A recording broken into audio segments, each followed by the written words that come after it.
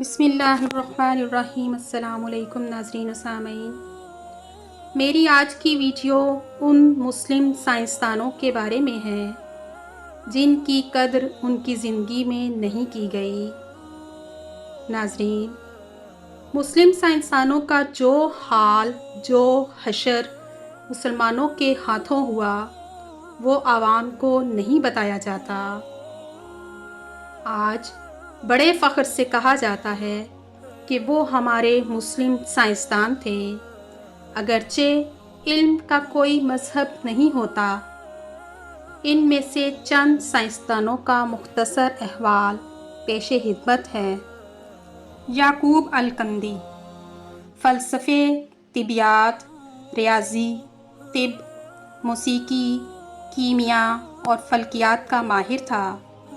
Al-Kindi کی فکر کے مخالف خلیفہ کو اقتدار ملا تو ملا کو خوش کرنے کی خاطر الکندی کا کتب خانہ ضبط کر کے اس کو 60 برس کی عمر میں سرعام کوڑے مارے گئے، اور ہر کوڑے پر الکندی تکلیف سے چیخ مارتا تھا اور تماشبین عوام قہقہا لگاتے تھے۔ ابن رشد یورپ کی نشاط ثانیہ میں کلیدی کردار ادا کرنے والے اندلس کے مشہور عالم ابن رشد کو بے دین قرار دے کر ان کی ساری کتابیں نذر آتش کر دی گئیں۔ ایک روایت کے مطابق اسے جامع مسجد کے ستون سے باندھا گیا اور نمازیوں نے اس کے منہ پر تھوکا۔ اس عظیم عالم نے زندگی کے آخری دن ذلت اور گمنامی کی حالت میں بسر کیے۔ ابو علی ابن سینا جدید طب کے بانی ابن سینا کو بھی گمراہی کا مرتکب اور مرتد قرار دیا گیا۔ مختلف حکمران اس کے تعاقب میں رہے اور وہ جان بچا کر چھپتا پھرتا رہا۔ اس نے اپنی وہ کتاب جو 600 سال تک مشرق اور مغرب کی یونیورسٹیوں میں پڑھائی گئی، یعنی القانون فی الطب، حالت روپوش میں لکھی۔ زکریا الرازی عظیم فلسفی، کیمیا دان، فلکیات دان اور طبیب، زکریا الرازی کو جھوٹا، ملحد اور کافر قرار دیا گیا۔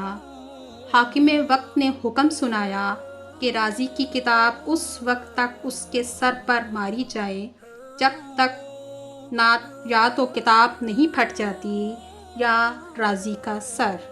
اس طرح بار بار کتابیں سر پر مارے جانے کی وجہ سے رازی اندھا ہو گیا اور اس کے بعد موت تک کبھی نہ دیکھ سکا۔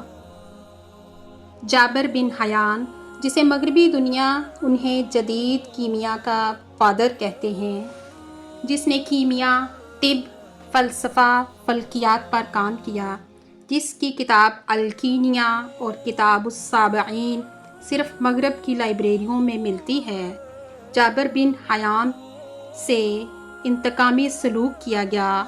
حکومت وقت کو جابر کی بڑھتی ہوئی شہرت کھٹکنے لگی۔ جابر کا خراسان میں رہنا مشکل ہو گیا۔ اس کی والدہ کو کوڑے مار مار کر شہید کر دیا گیا۔ جابر اپنی کتابوں اور لیبارٹری کا مختصر سامان سمیٹ کر عراق کے شہر بصرہ چلا گیا، اور بصرہ کے لوگ جابر کے علم کے گرویدہ ہو گئے۔ جابر جیسی کیمیا گری اور علمی گفتگو انہوں نے اس سے قبل نہیں سنی تھی۔ جابر نے انہیں زمین سے آسمان اور زمین سے اس کی تہوں تک کا سفر کروا دیا۔ حاکم بصرہ کو بھی اس کی شہرت برداشت نہ ہوئی۔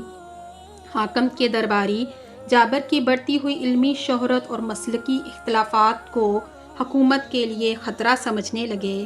ایک دن جابر کو الزامات کی زد میں لا کر قاضی بصرہ کے سامنے پیش کیا گیا۔ قاضی نے حاکم کی ایما پر جابر کو سزائے موت سنا دی، اور یوں جس جابر بن حیان کو آج مغرب بابائے کیمیا یعنی فادر آف کیمسٹری کہتی ہے، اس کی کیمیا گری، علم اور سائنس کی ایجادات کو اس کے اپنے ہم مذہبوں نے جادوگری، کذب اور کفر قرار دیا۔ ڈاکٹر عبدالسلام معروف پاکستانی ماہر طبیعیات ڈاکٹر عبدالسلام، جو نظریہ علم طبیعیات کے حوالے سے 20ویں صدی کی اہم شخصیت ہیں۔ پاکستان کے وہ واحد سائنسدان ہیں جنہیں 1979 میں طبیعیات کے شعبے میں انعام دیا گیا۔ انہیں یہ نوبل انعام دیا گیا۔ انہیں یہ انعام 2 امریکی سائنسدانوں کے ساتھ مشترکہ طور پر دیا گیا۔ حکومت پاکستان نے انہیں صدارتی تمغہ برائے حسن کارکردگی، ستارہ امتیاز اور نشان امتیاز کے اعزازات عطا کیے۔ 22 ممالک نے اپنے اعلیٰ اعزازات سے بھی نوازا۔ ڈاکٹر عبدالسلام کو 36 ممالک کی طرف سے اعزازی ڈاکٹریٹ کی ڈگری دی گئی۔ ڈاکٹر عبدالسلام 1960 سے 1974 تک حکومت پاکستان کی جانب سے مشیر سائنس کے عہدے پر بھی فائز رہے۔ ڈاکٹر صاحب پاکستان میں سائنس کی بنیادیں رکھنے والے اشخاص میں سے ہیں، لیکن 1974 میں عقیدت کی بنیاد پر ان کا مسلم تشخص چھینا گیا، جس کا ان کو ساری زندگی قلق رہا۔ ہم نے پاکستان کے واحد نوبل انعام یافتہ ڈاکٹر عبدالسلام کو دھتکار دیا، جبکہ ڈاکٹر عبدالسلام نے وصیت کی کہ ان کے مرنے کے بعد ان کے نوبل انعام کو پاکستان بھیج دیا جائے، جو آج بھی گورنمنٹ کالج یونیورسٹی کی لائبریری میں موجود ہے۔ ڈاکٹر عبدالسلام نے مرتے دم تک اپنی پاکستانی شہریت کو ترک نہیں کیا، یہاں تک کہ وہ دفن بھی اپنے ملک، اپنے آبائی علاقے میں ہوئے۔ تاریخ کی اس اہم شخصیت کا اب پاکستان میں بہت کم ذکر ملتا ہے۔ ڈاکٹر عبدالقدیر خان۔ ڈاکٹر عبدالقدیر خان وہ ایٹمی سائنسدان ہیں جنہوں نے پاکستان کو ایٹمی قوت بنانے میں بہت اہم کردار ادا کیا۔ اسی وجہ سے انہیں محسن پاکستان کا لقب دیا گیا۔ ان کا انجام آپ کے سامنے ہی ہوا ہے کہ کس قدر اذیت سے انہوں نے اپنی زندگی کے آخری ایام گزارے۔ انہیں ایک پروگرام میں میزبان نے یہ بات پوچھی کہ آپ کو کس بات کا افسوس تو نہیں ہے، تو انہوں نے کہا، مجھے اس قوم کے لیے کام کرنے پر افسوس رہے گا جس نے ان کی قدر نہیں کی۔ ڈاکٹر عبدالکلام۔ انڈیا کے ایٹمی سائنسدان ڈاکٹر عبدالکلام آزاد۔ دوسری طرف ہندوستان نے اپنی ایٹمی سائنسدان ڈاکٹر عبدالکلام کی خدمات کو قدر کی نگاہ سے دیکھا اور انہیں ملک کا سب سے بڑا عہدہ یعنی عہدہ صدارت دیا۔ یہی وجہ ہے کہ بھارت آج چاند پر پہنچ گیا ہے۔ ناظرین، اہل علم و ہنر افراد کی ایسی قدردانی اور علم دشمنی کا سلسلہ ہمارے ہاں آج بھی زور و شور سے جاری ہے۔ جو قومیں اپنے محسنوں کی قدر ان کی زندگی میں نہیں کرتی، ان کا حال ایسے ہی ہوتا ہے جیسے آج ہمارا ہے۔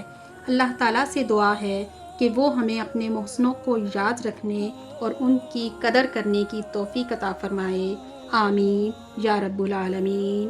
ویڈیو پسند آئے تو لائک کر دیجئے اور چینل پر نئے ہیں تو سبسکرائب کر دیجئے اور میری اس ویڈیو کو زیادہ سے زیادہ شیئر کر دیجئے۔